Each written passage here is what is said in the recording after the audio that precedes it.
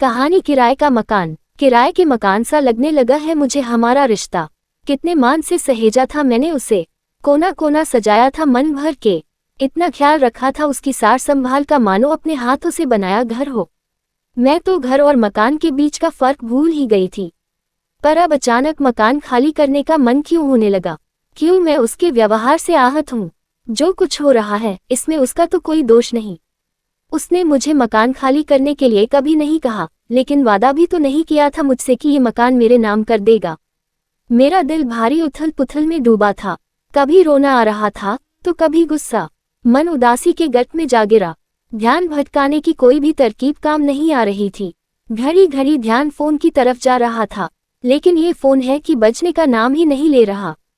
न उसका कोई कॉल न मैसेज। कितनी ही बार मैसेंजर को टटोला, हर बार उसका स्टेटस बस कुछ ही मिनट पहले का लास्ट सीन दिखा रहा था।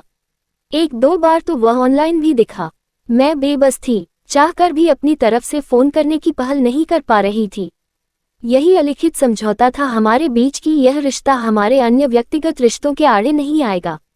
हालांकि मन ऐसे किसी भी तरह के तर्क को नकारता हुआ बार बार मोबाइल की तरफ लपक भी रहा था। लेकिन कमबख्त दिमाग का क्या करूं, जो हर बार कॉल या मैसेज करने को आतुर मेरे हाथों को रोक लेता है।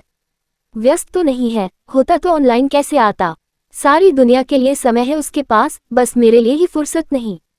कभी कभी तो लगता है जैसे मैं उसके लिए फुर्सत का टाइम पास हूँ।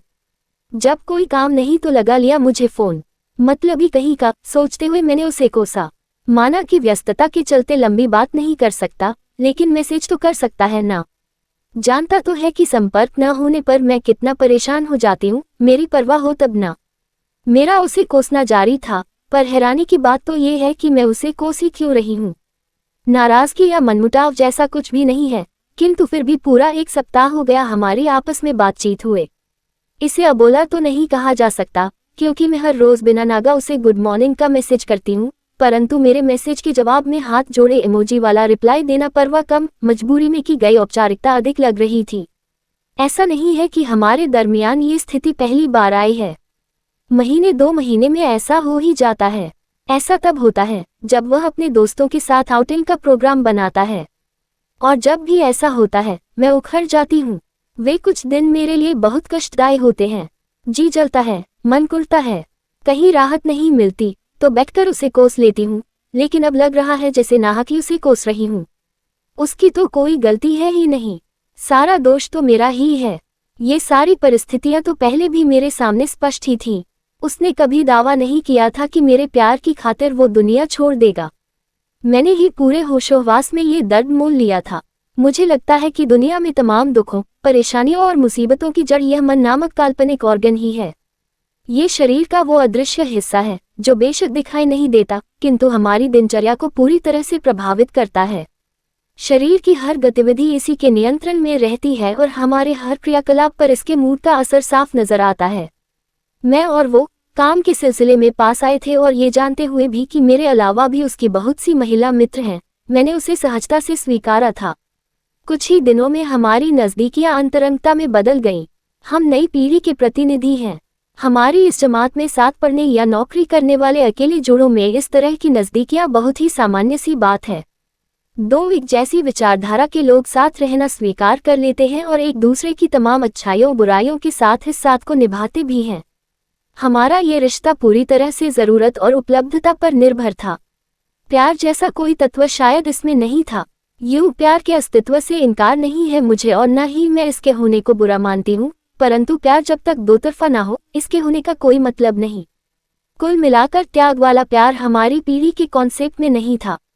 रिश्तों के मामले में हम पूरे लेन देन में विश्वास करते हैं, जितना लो उतना दो भी।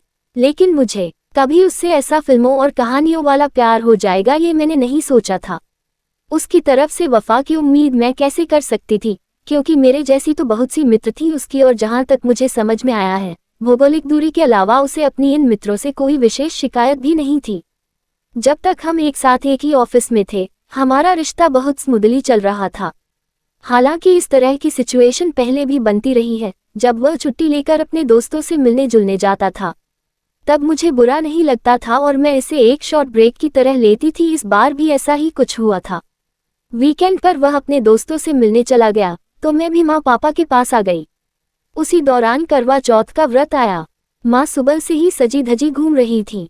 पापा भी ऑफिस से छुट्टी लेकर माँ के इर्द गिर्द मंडरा रहे थे। कभी सरगी तो कभी पूजा, घर में तरह तरह की रस्में हो रही थी। मेरे मन में भी प्रेम की हल्की सी तरंग उठी। मैंने उससे फोन किया।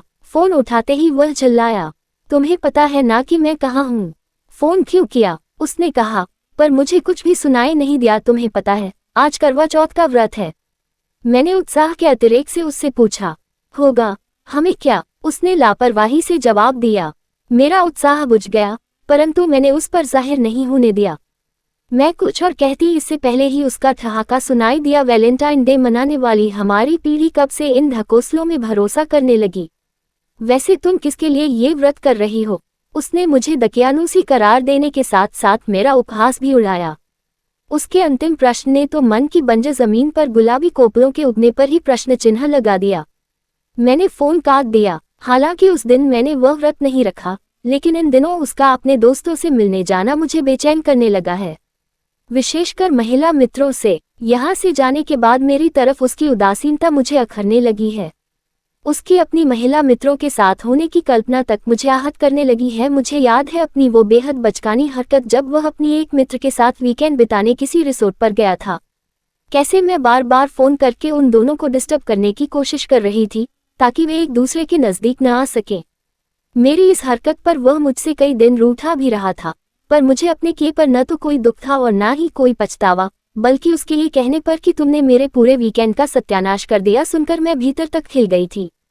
अब मुझे इस सच्चाई को स्वीकार करने में कोई शर्म नहीं कि उसका किसी और महिला के साथ होना मुझे इतना अधिक बुरा लगने लगा है कि अब मेरी बुरा लगने की सहनशक्ति भी समाप्त हो चली है। निर्दोष होते हुए भी उसकी वे अनदेखी मित्र मेरे लिए खलनायिका बनने लगी है, यानी मुझे उससे दूरी का गम कम और उसकी अपनी मित्रों से नजदीकी का गम अधिक सताता है। ऐसी जलन, ऐसी कुड़न, ऐसी ईर्ष्या, ये तो प्रेम में हुआ करती है। तो क्या मुझे उससे प्यार होने लगा है? इसकी शुरुआत करीब 6 महीने पहले होने लगी थी, जब उसका ट्रांसफर हमारी कंपनी की दूसरी ब्रांच में हो गया। अब हम अलग अलग शहरों में रहने लगे, किंतु हवाई जहाज और हाई स्पीड इंटरनेट के ज़माने में न तो मानसिक दूरियां मायने रखती हैं और न ही शारीरिक। हम हर समय संपर्क में रह सकते हैं और मन चाहे तो मात्र 1-2 घंटे का सफ़र करके मुलाकात भी कर सकते हैं। हम भी ऐसा ही कर रहे थे। हमारा रिश्ता भी बहुत अच्छे से निभ रहा था। जब भी उसके पास समय और मन होता, वह मुझसे संपर्क करता और हम मिल लेते थे। यहाँ मैंने कभी इस बात पर गौर नहीं किया कि जब मेरा मन उससे मिलने का होता, तब हर बार वह मेरे लिए उपलब्ध नहीं होता था। परंतु ये भी सच है कि जब हम साथ होते, तब सिर्फ हम दोनों ही साथ होते थे, एक दूसरे में पूरी तरह से निमग्न। हमारे बीच पैसा कभी नहीं आया, क्योंकि दोनों की जेब ही भरी हुई थी। खाली थे तो केवल मन, उन्हीं को भरने के लिए हम प्रेम तलाश कर रहे थे। लेकिन प्रेम क्या इतना सहज उपलब्ध है? शायद नहीं। ये मुझे प्रेम होने के बाद महसूस हो रहा है। यदि मुझे उससे प्यार हुआ है, तो क्या उसे मुझसे प्रेम नहीं हुआ? एक सहज सा प्रश्न मेरे भीतर कौंधा शायद नहीं ही हुआ, क्योंकि यदि हुआ होता तो उसके भीतर भी वही तड़प, वही छटपटाहट होती जो मेरे भीतर है। मैंने खुद ही अपने सवाल का जवाब भी दे दिया, किंतु पिछली बार जब हम मिले थे, तब कितना समर्पित लग रहा था वो। मुझे एक पल को भी ये एहसास नहीं होने दिया कि मैं उसकी कोई नहीं। मेरा कितना ख्याल रखा था, कितना खुश भी था मेरे साथ। मैंने फिर से प्रश्न किया, पर उसका जवाब भी मेरे पास तैयार ही था। मेरे साथ खुश होने का मतलब ये भी तो नहीं कि वह अपनी अन्य मित्रों के साथ खुश नहीं है या फिर मेरे लिए उन्हें छोड़ देगा। हो सकता है कि वह बाकी दोस्तों के साथ भी ऐसे ही प्रेमपूर्ण व्यवहार करता हो जैसे मेरे साथ। और वैसे भी तब वह फ्री भी तो था ना। मैंने प्रश्न के मुंह पर प्रश्न ही दे मारा, लेकिन वो समय भी तो उसने खास मेरे लिए ही निकाला था ना। मैंने अपनी पैरवी की, किंतु मैं खुद भी महसूस कर रही थी कि मेरी ये दलील कितनी कमजोर है। वही तो मैंने कहा, वो फुर्सत में था और मैं उसके लिए फुर्सत का टाइम पास हूँ। सच्चाई उगलकर मैं अपने आप पर व्यंग्य से मुस्कुरा दी। आईना मेरे सामने था और मेरे प्रश्नों का उत्तर भी। अगर हमारा रिश्ता किराए के मकान जैसा ही है, तो मुझे भी उसे किराए का मकान ही समझना चाहिए ना। क्यों मैं उसे अपना घर समझ रही हूँ? ठीक है कि हरेक की किस्मत में अपना घर नहीं होता, तो क्या हुआ? जब तक अपना निजी आवास न हो, तब तक रहो किराए के मकान में। किराए के मकान का ये बड़ा फायदा मैं कैसे भूल रही हूँ? जब पसंद न आए, मकान मालिक से न बने या कोई अन्य बेहतर विकल्प मिल जाए, तो बदल लो किराए का मकान। मैंने अपनी आधुनिक सोच को बल दिया, बहुत सोचा और निर्णय भी ले लिया। आश्चर्य की बात यह कि उसी पल मैं खुद को बेहद हल्का महसूस करने लगी। इस मामले में हमारी पीढ़ी की दाद देनी होगी। हम किसी भी गम को दिल से लगाकर नहीं रखते, न निभे तो भी हम किसी मनमुटाव के साथ अलग नहीं होते, बल्कि हम तो ब्रेकअप को भी सेलिब्रेट करते हैं। कहने को तो हम बहुत कुछ कह देते हैं, परंतु ये सब क्या इतना आसान होता है? नहीं, जिंदगी के यू टर्न बहुत मुश्किल होते हैं। किसी दूसरे को हिम्मत देना और वैसी ही हिम्मत खुद अपने लिए जुटाना, दोनों में जमीन आसमान का फर्क होता है। किसी रिश्ते का जुड़ना जितनी खुशी, आह्लाद और ऊर्जा देता है, उसका टूटना उतनी ही निराशा, हताशा और अवसाद। लेकिन ये भी सच है कि हर दुख की एक एक्सपायरी डेट होती है और एक चरम भी। उसके बाद इसमें खुद ब खुद गिरावट आने लगती है, लेकिन उस चरम तक पहुंचने की प्रक्रिया भी तो कम कष्टदायक नहीं होती। कतरा कतरा खुद को खत्म करने जैसा ही तकलीफदेह होता है। किंतु मैं अब उस चरम को पाने के लिए प्रतिज्ञाबद्ध थी। इन दिनों उस पर न तो मुझे गुस्सा आ रहा था और न ही नाराजगी। अब मुझे उसके फोन कॉल या मैसेज का इंतजार नहीं रहा। कभी करे तो ठीक और ना करे तो भी मुझे कोई शिकायत नहीं रहती। न मैं उसे फोन कर रही थी और न ही उसके ना करने पर उसे कोई उलाहना दे रही थी। ठंडापन तो नहीं आया था हमारे बीच, लेकिन अब मैं झुलस भी नहीं रही थी। हमारा रिश्ता जो कभी मुझे इस्पात की तार सा मजबूत लगा करता था, अब धागे सा कच्चा लगने लगा। शायद मैंने अपने दुख की अधिकतम सीमा को छू लिया था। हमारे रिश्ते की नींव की इस कमजोरी का एहसास शायद उसे भी होने लगा था। सुनो, बहुत दिन हो गए तुमसे मिले, इस वीकेंड आ जाओ, एक दिन उसने आग्रह किया। मुझे खुद पर आश्चर्य हुआ, क्योंकि उसका प्रस्ताव सुनकर मैं खुशी से उछली नहीं। मैं नहीं आ पाऊंगी, मेरा मन नहीं है, मैंने स्पष्ट इनकार कर दिया। अब चौंकने की बारी उसकी थी, मन क्यों नहीं है? तबीयत तो ठीक है ना? अच्छा चलो, न तुम आओ न मैं, हम दोनों कहीं किसी तीसरी जगह चलते हैं। 2 दिन का मिनी हनीमून। उसने प्यार उंडेला, किंतु पता नहीं क्यों मैं इतनी निष्ठुर बनी जा रही थी। उसके हर प्रलोभन को ठुकराकर आत्मिक शांति महसूस कर रही थी।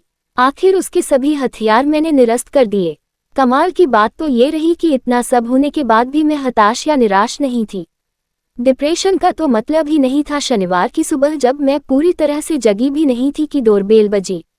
जैसा कि मुझे पहले से ही अंदाजा था, वही सामने खड़ा था। मैंने मुस्कुराकर गले लगते हुए उसका स्वागत किया। वह खुश था, शायद उसे विश्वास था कि उसकी इस पहल से हमारे बीच जमी हुई बर्फ पिघल जाएगी। मैं कॉफी बना लाए। हमने साथ साथ एक ही बिस्तर पर बैठकर कॉफी पी। कॉफी पीने के बाद वह काफी रिलैक्स लग रहा था और मैं शांत। ये दिसंबर के आखिरी दिन थे, सर्दियां अपने चरम पर थीं। मैं तो रात से ही रजाई में दुबकी हुई थी, इसलिए पूरा शरीर ही गर्म था। मेरे पांवों से सटे उसके पांव भी अब गर्म हो चले थे। कॉफी का खाली मग बेड के किनारे रखी साइड टेबल पर रखने के बाद वह पांव पसार कर अधलेटा हो गया। उसने अपने हाथ मेरी कमर में डाल दिए। मैंने चुपचाप उन्हें परे सरका दिया। उसे मेरी इस हरकत पर थोड़ा आश्चर्य हुआ। क्या हुआ? नाराज हो मुझसे? अब आ गया हूं ना तुम्हारे पास, 2 दिन पूरी तरह तुम्हारा। उसने अपनी खिन्नता छिपाते हुए फिर से मुझे अपनी तरफ खींचा। नहीं, मैं किसी से नाराज नहीं हूँ, परंतु प्लीज ये मैं नहीं कर पाऊंगी, मैंने स्पष्ट किया। क्यों? ऐसा क्या हो गया? मेरे दोस्तों से परेशान हो?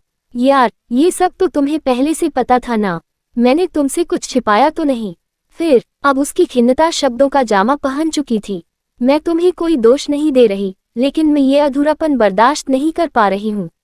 मैंने उसका हाथ अपने हाथ में लेते हुए कहा, लेकिन मैं अपने दोस्तों को छोड़ तो नहीं सकता ना, वो भी बिना किसी ठोस वजह के। उसने कसकर मेरा हाथ पकड़ लिया। मैंने कब कहा उन्हें छोड़ने को? छोड़ना चाहिए भी नहीं, दोस्त है वो तुम्हारे, मैंने संजीदगी से कहा। तो फिर तुम्हारा ये निर्णय? उसकी आंखों में प्रश्न झिलमिलाए। पहले मुझे लगा था कि मैं एक आधुनिक लड़की हूँ और प्रेम प्यार जैसे शब्द हमारी पीढ़ी के लिए नहीं बने हैं। मैं निश्चिंत थी कि तुम्हें किसी के साथ शेयर करने में मुझे कोई दिक्कत नहीं होगी, किंतु अब मुझे यह एहसास हो गया है कि स्त्री चाहे कितनी भी आधुनिक क्यों न हो, प्रेम के मामले में हमेशा दकियानूसी ही रहेगी। मुझे ये रिश्ता छोड़ना मंजूर है, लेकिन बांटना नहीं। मैं जिसे भी दूं, अपना पूरा प्यार देना चाहूंगी और लेना भी। एक दोस्त होने के नाते तुम्हें भी यही सलाह दूंगी। तुमसे दोस्ती से आज भी इनकार नहीं है, पर तुमसे प्यार नहीं कर पाऊंगी, और प्यार नहीं तो ये सब भी नहीं। कहते हुए मैंने उसे सहज गले से लगा लिया। मेरे हाथों पर उसकी पकड़ कमजोर पड़ने लगी थी। मैं नहीं जानती कि उसके दिल पर क्या बीत रही थी, परंतु मैं स्वयं को बहुत हल्का महसूस कर रही थी और अपराधबोध से मुक्त भी। मैंने किराए के मकान को खाली करने का फैसला कर लिया था।